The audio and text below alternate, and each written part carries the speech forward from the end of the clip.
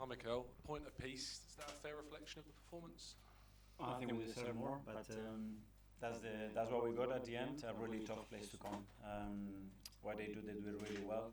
Constantly putting the balls, no balls into the last line, dealing with direct play and second actions. I think we haven't conceded anything in the game, which was really positive. We were 1-0 up, have some big opportunities. Running into spaces, we didn't finalize the action. Second half, we started great. They started good, started to dominate the game. They're going to be more aggressive, we'll have more spaces.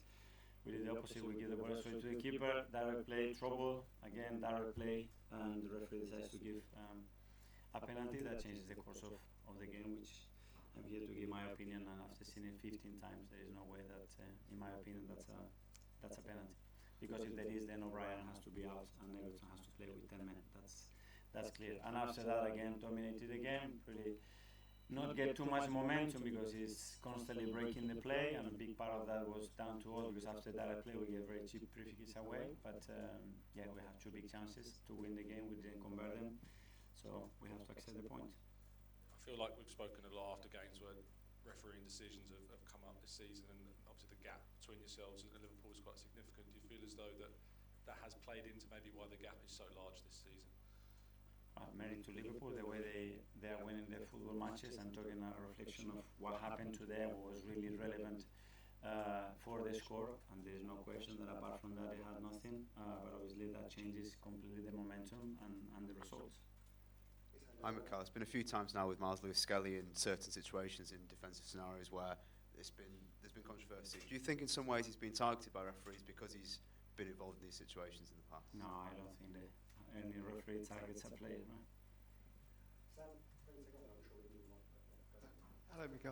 Just in the team you picked, obviously a lot of first teamers or left out, and they came on at the end. Presumably that's all with Real Madrid in mind, is it? Well, there were 4 players that could not start again after what happened with Fulham, and obviously the injury of Gavi, so that forces you as well to make some changes, and as well because players deserve to play minutes. So I'm very happy with that. I mean, everybody has to be important, has to feel important. I have so many games coming up right now, and I will have to rely on all of them. So those players weren't. It wasn't a case of thinking, well, we've got a massive game on Tuesday.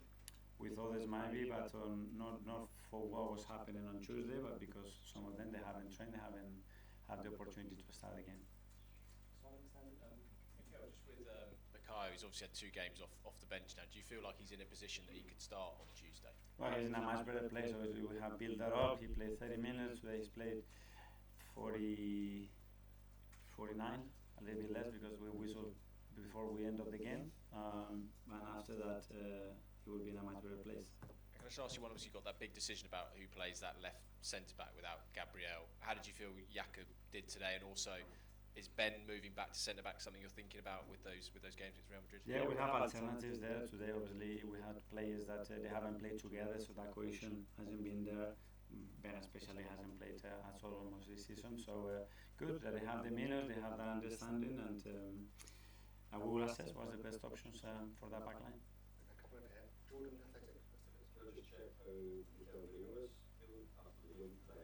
He's fine. I just checked with the doctor. I think he had a cut, so he was bleeding quite a lot in the first half. Then started again. So, but overall he wasn't feeling anything. So good. No. Hi.